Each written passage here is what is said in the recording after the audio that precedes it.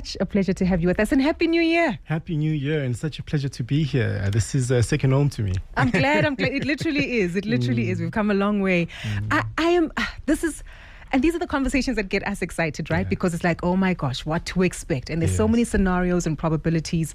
And I actually think for economists like yourself, this year is going to be a very interesting one because there's always another theme and catch point to be mindful of. But overall, maybe let's start just with the transition from 2024 into 2025. Earlier on, I was commenting to Roy that it seems as though the political noise has quietened down. But has it really? When you look at what's happening in Canada, what we anticipate with the US, and of course, the European Union itself has been through its own fair share of political upheaval. I couldn't agree with you more. I think even making the transition, one of the anticipation prior to the US elections in particular, part of the hope was we hope that the outcome of the elections would be boring. And it's clear that 2025, the outcome of those elections are not necessarily boring. Because although last year was a big election year, going into 2025, I think similar to what Roy was saying, the sentiment coming out from a Trump presidency will certainly drive what happens to the South African economy broadly. And I think perhaps it's important to also remember as to why that is the case. South Africa is a small, open economy. The US plays an important role in terms of trade volumes and, of course, financial transactions as well. And so the interplay that happens between the US and South Africa is quite crucial.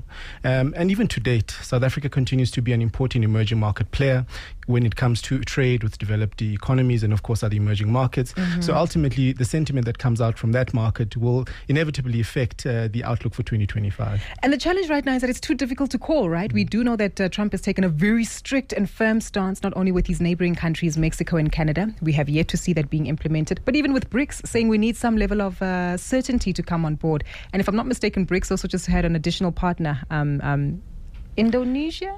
No, I'm missing the country. More in the Middle East, I think. Yes, more in the Middle East, you're right. That has recently joined the BRICS nations. So I'm keen to understand, how further does this complicate the stance of economies and even businesses in terms of placing their bets this year as these uncertainties still remain? Yeah, I think 2025, in my observation, it will be really about a balance of risks across countries. So from a Trump or US point of view, and I'll try not to say Trump as often as possible because it's a big theme clearly in terms of directing policy discourse. But I do think that the balance of risk will really be informed as to the extent to which one policy sort of negotiations can potentially be inflationary or not inflationary, and the extent to which it might affect their domestic economies, and the extent to which those policy positions can also be sustained. So again, the question around Trump's and saying that he will use the instrument of tariffs and so forth to negotiate, I think it's really around the balance of risk, which one makes the most sense and which one doesn't. The South African case, I think from an international relations point of view, we've certainly demonstrated that we know how to play the center in terms of economic policy discourse. We are diplomatic. Indeed. Sometimes to a fault, many have said. Indeed, on some instances, surely it's to a fault. And I think perhaps from a South African point of view, that has played out relatively well for us, because last year, when the IMF came out with their outlook for 2024, one of the things that they highlighted in their analysis was to say countries that seemingly take a center position in terms of international relations are less adversely affected in terms of trade volume volatility, which was quite interesting from a South Africa point of view. But South Africa is also quite unique because it's located on the African continent, which only comprises 3% of global economic output. So the weighted output from a South Africa point of view is more. So it's not necessarily the case that, from a trade volume activity, we get that benefit. So that's why I think the balance of risks becomes quite important in terms of seeing what makes sense in 2025 and how will that unfold in the medium term as well. Got you. I think it's so interesting, and I guess that it does really serve us in that favor then to actually keep negotiating with the likes of China and many of our BRICS counterparts, but also maintaining the relationship we have with the West. I double-checked that stat around BRICS, and it is Indonesia. They were accepted on the 6th of January. So, we're on track. I thought I was losing it there for 2025. Let's talk about one of the I's you mentioned. And this was a key theme over the last 2 years, interest rates and inflation. And maybe let's start off by unpacking inflation. At the beginning of this month as well, we saw the Fed coming out saying last year it was a different tune. You know, inflation has topped out. We are certainly seeing it circle back. Then the US elections took place. Now it's all about, whoops, we need to be cautionary because it does seem as though inflation might heat up again. What themes do you see regarding inflation and how that would then translate into interest rates for 2025? Yeah, I think certainly, of course, the question that we've already highlighted around tariffs, then the possibility of it being inflationary is one key theme to observe in 2025. But also when you look at South Africa, the UK, China, Germany, and the US, the inflation question becomes quite important because there are two different types of inflation. But over the last 3 years, one has been predominant, and it has been really supply-driven inflation because of the geopolitical events that have been taking place, the energy constraints and the resultant impact on that. We've already seen the impact on that on Germany as well in terms of its manufacturing capabilities and its medium-term outlook in terms of its productivity outcomes over the medium term. Yes. And so there are very material implications that inflation has in 2025 going forward across varying economies. In the Chinese economy, which is also another important one for South Africa on a trade-weighted basis, they don't necessarily have an inflation problem, but they have a growth problem. Yes. And of course, the resurrection of the relations between the US and China are clearly going to come up again in 2025, which will continue to have that inflationary sort of sentiment around it. And I think that's why even the South African Reserve Bank stipulated in their last Monetary Policy Committee meeting that they will also take a cautious approach. The hope was that, you know, after the peak of interest rates that we had realized over the last couple of years, we'd see an accelerated cutting down. But it's more of a slow-paced approach and seeing what happens in the market. Oh, it has been slow. I remember last year, at the beginning of the year, everyone was saying the Fed is going to cut in the first quarter of 2024. It took us, September to get there? Yes, to get the cut, Exactly. So it's been quite a journey. And I'm glad that we've highlighted all these global factors because ultimately, as you've mentioned, South Africa might be a small, but it's a very open economy. And these exogenous factors will play an influence on our economic growth for 2025. Let's touch on the home base for a moment and maybe start off on the political side. GNU seems as though there's been some level of stability now, though the noise is always lurking in the murmurings underground. But this also speaks to key institutions that are critical for our growth. Transnet and Eskom.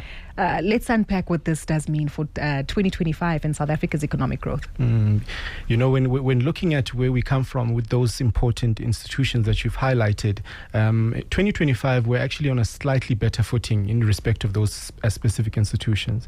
On the Eskom side, I think, of course, from a governance point of view, which is has been clearly a key issue in terms of the operational efficiency, of the entity, has contributed in terms of, the reduction in terms of load shedding and, of course, beefing up business confidence in terms of what to look for and potential investments going into this year, which I think becomes quite important and also contributes in terms of the growth outlook for South Africa in 2025. Although still below 2%, around 1.6, 1.7, depending on what happens. Which is modest, right? It's very modest, particularly given what we've done before and, of course, the need that is required from an employment point of view. Transnet, the work continues to be done. Operation Vulindlela is into phase 2 now, and colleagues are doing active work to sort of make sure that the institution is also stable and they also get into an upward trajectory as well. It would appear that even from a National Treasury point of view, colleagues are receiving more requests around assistance in terms of specific interventions, policy interventions to accelerate reforms in the South African economy. So I think even that mood, that momentum is quite important for those key institutions, even from an allocation point of view. Yes. We've seen the accountability come to play somewhat as opposed to previous years where allocations would happen or bailouts would happen and next year it would be the same case and the same case. So we're slightly seeing a change in terms of that trajectory, which is important from an investor point of view to be convinced as to whether or not the right things are being done. Definitely. I'm glad you touched on policy and how that obviously is linked to the change in leadership that we see at some of these institutions, allocations as well, which I guess we'll hear more of in just over a month's time in the budget speech that will be delivered by National Treasury. That then takes me to when we look at where the world is, where South Africa is positioned, trying to make sure we boost our trade, and even company updates from the likes of ArcelorMittal, who are plagued by cheaper Chinese steel imports that continue to come into the South African market. It seems as though Operation Vulindlela is working, but there are a few tweaks that we can implement. So I guess, as a leader, when it comes to, identifying sweet spots where we can really use them to propel and accelerate South Africa's economic growth, where are those catalysts? Where do they lie? What more can we essentially do? One of the things I think we've learned in South African history when it comes to economic policy, but also economies that have been able to rise from being developing economies to developed economies, is the important role of, I think colloquially the saying is to say, picking your winners. Yes. And I think in the South African case, but that becomes quite important. And I would suggest the following as to why it's important. Because of the features of the South African economy, where we have its business services and finance driven in the main, and yet we have a large available workforce that is not necessarily productive. That combination is not necessarily the best combination if we're to look at it from a puzzle or a word game point of view. And so that becomes quite important to solve for as to how do we then pick industries that can be able to solve that particular equation or that puzzle. Yeah. And I think that's where the policy opportunity actually lies for the South African case. It also lies because we are uniquely positioned on the African continent. Yes. Some of the largest pension funds in the world are looking at the African continent over the next 30 years in terms of 10xing asset classes, investment, and so forth. And so when we're looking at the positioning of South African economy and the role that it can play there in terms of interregional trade, there are massive opportunities from a policy point of view. And that is to say that in the nascent years, it becomes quite important for policy and allocations to support the picking of the winners. Yes. And then private sector also allocates its role in terms of what it's able to play, and we're able to scale up that particular activity. Exactly. Yeah. As you say this, I just realized 2030 is 5 years from now. It is. Crazy, right? Because the NDP, yes. as a former policy document, was really earmarked to actually see 2030 for greater development, 5% economic growth, I believe was actually the measure that we were meant to target. And yes, we've seen the evolution of policy so far, but what you're speaking to and alluding to is this agility that we need in terms of policy. We do. And it becomes quite important in appreciating, the extent of legislation and regulation. Yes. And how regulation can be leveraged to sort of have that agility to achieve the economic outcomes that we need to achieve. The African Development Bank actually came out, I think 2 years ago, citing a particular problem that South Africa and I guess African countries need to solve for. And that is stipulating that around the question of reaching financial closure of specific projects, that only 1 out of 10 projects reach financial close in the African environment. And that part is attributed to issues around project preparation and the sophistication of financial markets. South Africa does have sophisticated financial markets. We do have capable institutions around project preparation. We just don't have necessarily the scale of capacity to be able to respond to the need of infrastructure needs in South Africa and of course in other parts of the continent. Sure.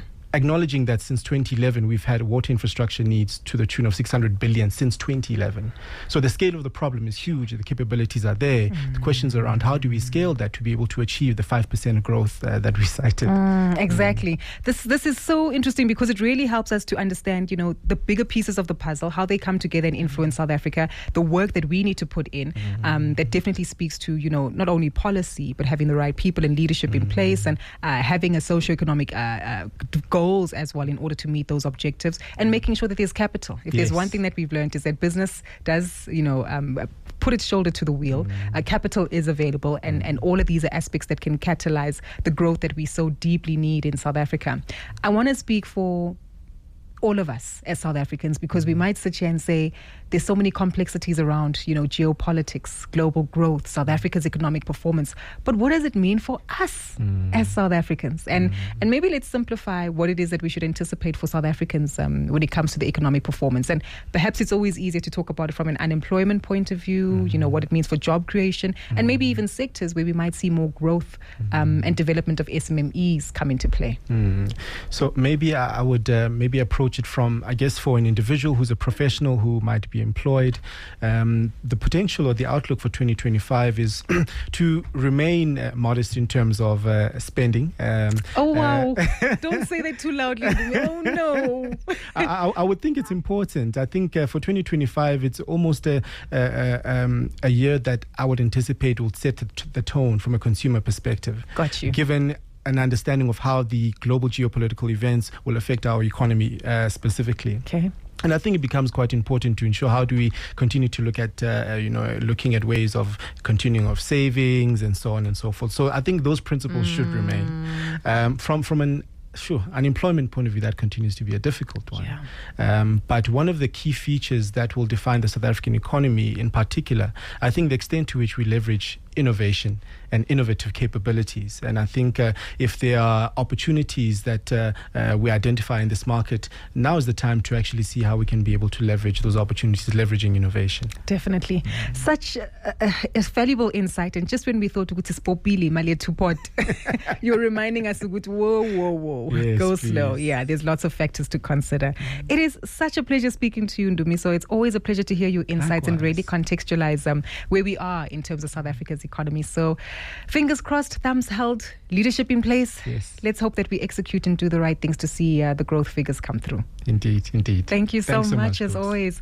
Oh man, wonderful conversation. And you're welcome to share your views with us as well. Share your voice notes, 063-688-0959. And I get it. Sometimes when we sit in our cars and you're driving in the traffic and you're hearing these conversations, you think, oh boy, it's doom and gloom. But the truth is there's still opportunity. And maybe you're an entrepreneur who's leveraging innovation, as Ndumiso's mentioned. Tell us what it is you're doing, how you're looking to tap into those opportunities. Maybe you're someone as well who has taken a very cautious approach in terms of your management of your debt and your spending. How has that worked for you, especially now that we are in a cycle where we've witnessed that interest rates have continued to come down?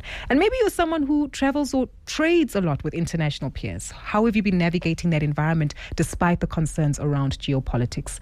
We want to hear from you. We like doing the show with you, so share your voice. 063-688-0959. My guest this evening on the economic expectations ahead of 2025 is Ndumiso Kubheka of KH Consulting. Such a pleasure to have you again. Thanks so much for having me.